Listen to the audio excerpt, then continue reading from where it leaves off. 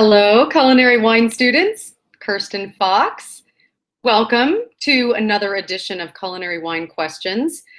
And we're going to be exploring some red wines today very quickly so that you can get an overview and then take the information to work with you next time you're at the restaurant. So today, as some information, I'm actually drinking a Shiraz. We're not going to be talking about Shirazes today. But this is a Shiraz it's by Shingleback, and it's out of McLaren Vale in Australia, down by Adelaide.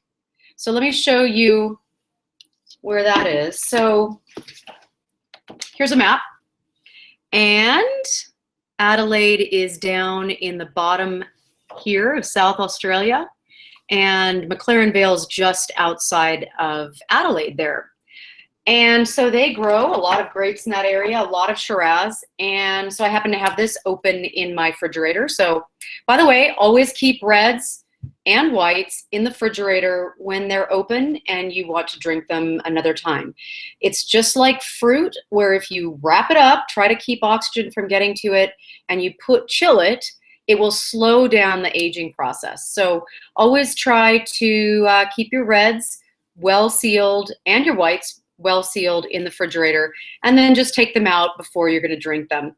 So I have this out because it's very good to pair with barbecue, and I had some barbecue recently. I really like Shiraz with barbecue. It's got some really big berry, and it's so fruity, it's almost sweet in my mouth. So with barbecue, with that often sweet sauce, I really like to have either a Shiraz or a Zinfandel. Zinfandel is really jammy as well, a lot of black fruits, and Shiraz has a lot of black fruits with an additional kind of spicy overlay, like black peppery overlay. So this is a Shiraz. So we'll take a sip of that. These are big wines. Fill your mouth, really great to drink with barbecue, like I said. So we had that recently, so that was open. And it's red, since we're talking about reds today. So let me get started. I'm Kirsten Fox. I am CEO of Culinary Wine Institute, headmistress of Fox School of Wine. I am a sales rep with Southern Wine and Spirits here in Utah, and I blog about wine for the Huffington Post. So lots of different places for me to talk about and enjoy wine. And welcome. This is a webinar for the restaurant industry. You're welcome to stay if you're not in the restaurant industry. Maybe you just enjoy going to restaurants, but this is a little more technical for people who are trying to make a living in the restaurant industry. So welcome. And what we're going to do today is talk about red wine. So let me go to our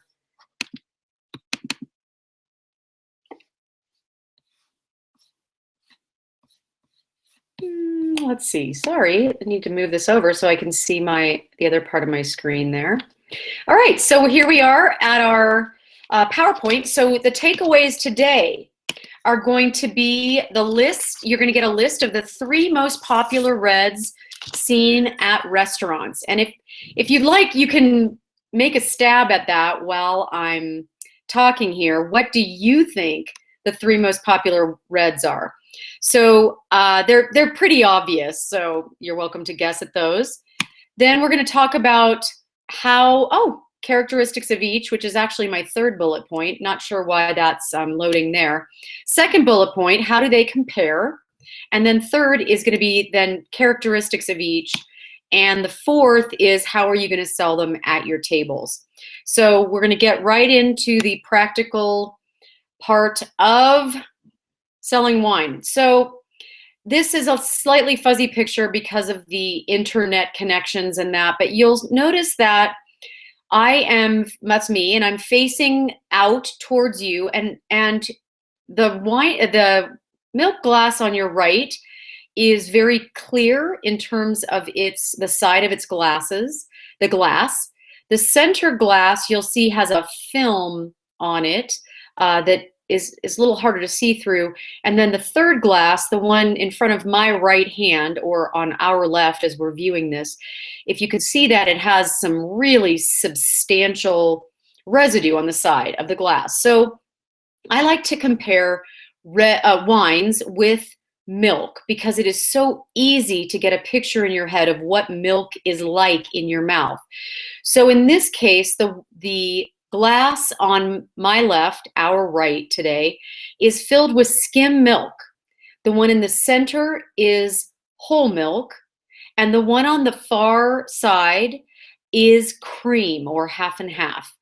And as you can see, what I've actually done in this picture is I've swirled this milk in the glass. And you can see that the one on my left, our right, it actually doesn't show any residue on the side of the glass.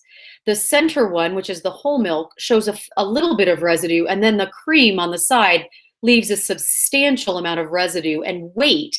And the picture of this shows as well what's left in our mouth in terms of our taste experience. So skim milk is the type of thing that gets out of your mouth quickly and it doesn't leave a huge residue.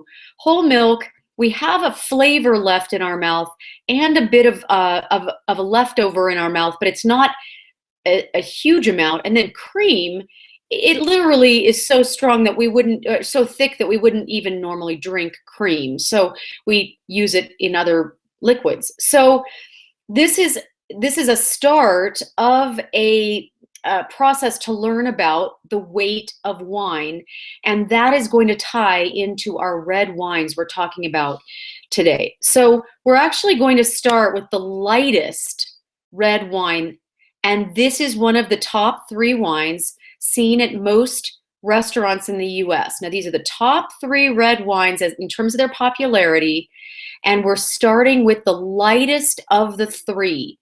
So when we talk about it's Pinot Noir, or Pinot Noir, whichever way you want to pronounce it, and it's a very light red wine, so it is compared to skim milk, which means it is very delicate in your mouth and it is gone. That's what that word is. That's like the milk glass there. It's gone quickly from your mouth.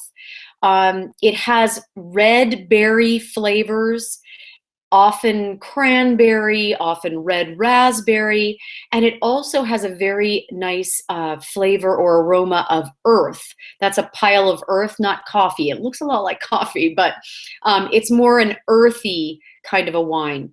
And this wine is the lightest of the 3 that we're going to talk about today. So keep that in mind as we move into the middle weight wine, and that is Merlot. I mean, this has been such a popular wine. It dropped a little bit out of popularity in the 90s and 2000s as it became overplanted. But the wines, the Merlots that are left on the shelves these days tend to be really nice Merlots as a whole. So they have a medium weight flavor profile or weight, like the whole milk. They have a powerful presence in your mouth and they linger in your mouth. And some of their flavors and aromas are plums and some of the cherries, so a little riper in the flavor and aroma profile. So that is our second popular red wine scene, and certainly the third one, which we see if there's almost nothing else on the menu, you're going to see a Cabernet.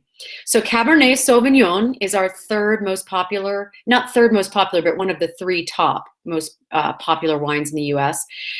It is also shortened to Cabernet. At a table, it is also shortened just to Cab. So it can be Cab, Cabernet, or the whole thing, Cabernet Sauvignon. Now, this is a heavyweight wine. It is like our cream when you are looking at the milk family. It has robust flavors and it coats your mouth. It actually leaves coating in your mouth. And the aromas and flavors are really deep, dark black berries, cassis, And then it often has a leather type of a saddle kind of a flavor and aroma that come out of it. So basically, those are our top 3 red wine varietals seen in U.S. restaurants. So how do we take that to the table? Well, we sell the appropriate weight of wine based on what meal is ordered. So if you are talking about say a flank steak that has been cut and placed on top of a salad, that is going to be a lightweight beef dish, which is going to pair well with the red wine, but you want to sell that Pinot Noir, that lower, that small, the less, more like skim milk red wine in your mouth than a heavier one. And then if you're selling a steak, if it's just a plain steak and you want to really, the steak and the wine are the only things that you're complementing, the Merlot is going to be typically heavy enough to go with a plain steak. And I'm talking about maybe a New York strip steak. If you get up into the prime rib, or if you've got a blue cheese sprinkled on top of the steak, or if you have a Béarnaise sauce on top, it's got so much more richness. You're going to want the Cabernet that has that heavier weight to go, like that cream, to go with a steak that has more than just a simple cut of meat, and that's it. So Pinot Noir, Merlot, Cabernet, those are the ones that you're going to really want to take to the table. You pair those 3 increasing levels of weight with increasing levels of weight based on the meal that someone's ordered. Lightweight with light wine, lightweight food with lightweight wine, heavyweight food with heavyweight wine, and everything else in the middle can be paired with something in the middle. So today, that ends our red wine segment. I will take us back to the PowerPoint, and we'll talk just a minute about what I can do for you if you're interested in getting more information to help yourself at your tables or help your staff.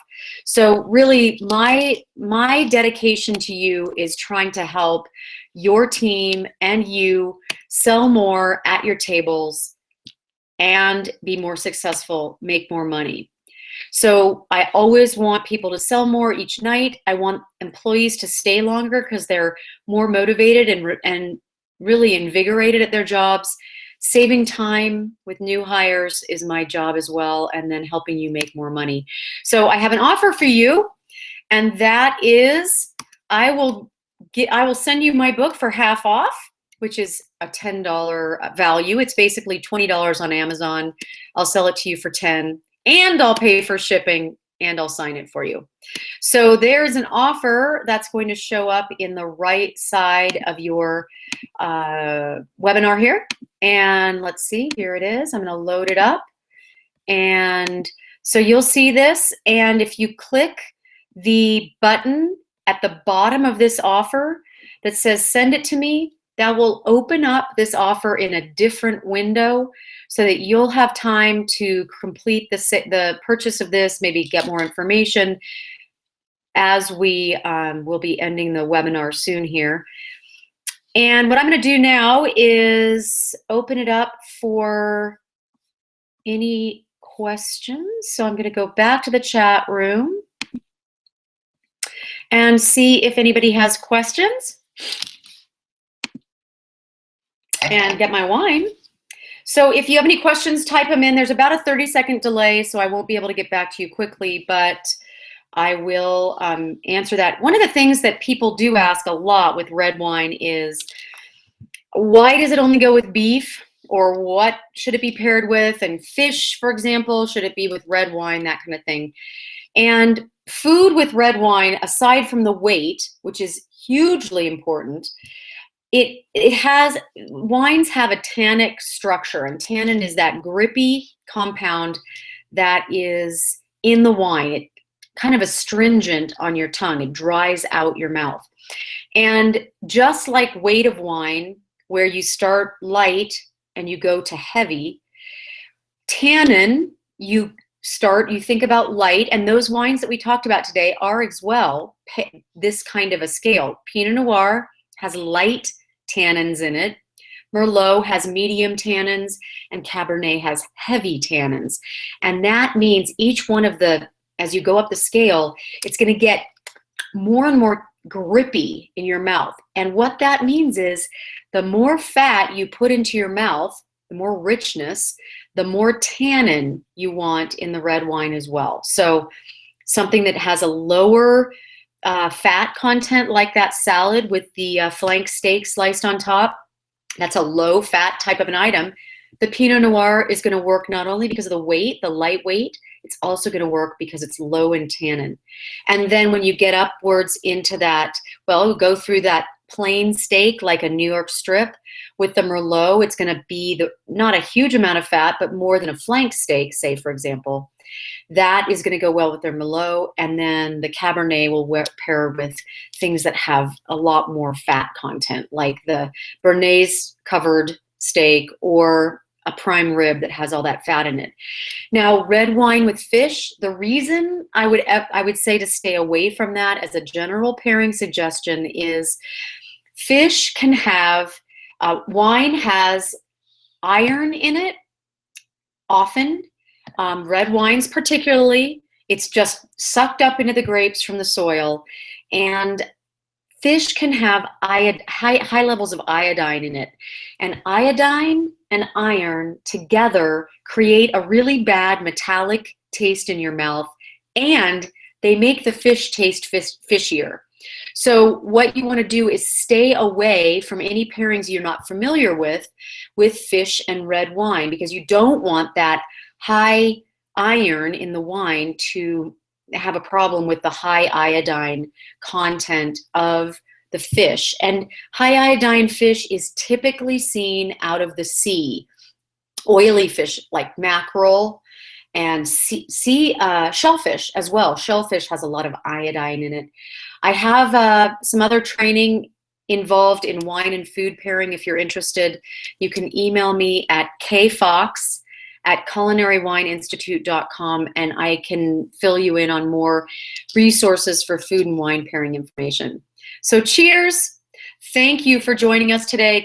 Next week, I'm excited. We'll have our first guest on my show, and she is from one of the largest importers from Australia of beautiful Australian wines. This isn't actually one of her wines, this Shingleback Shiraz, but we'll be talking about the growth of the Australian wine industry, why it fell out of favor, and why it's coming back, and some of the wines that will complement. And Australian wines are in so many restaurants around the US. So we'll talk about that world of Australian wines in US restaurants next week. Thanks for joining. Bye-bye.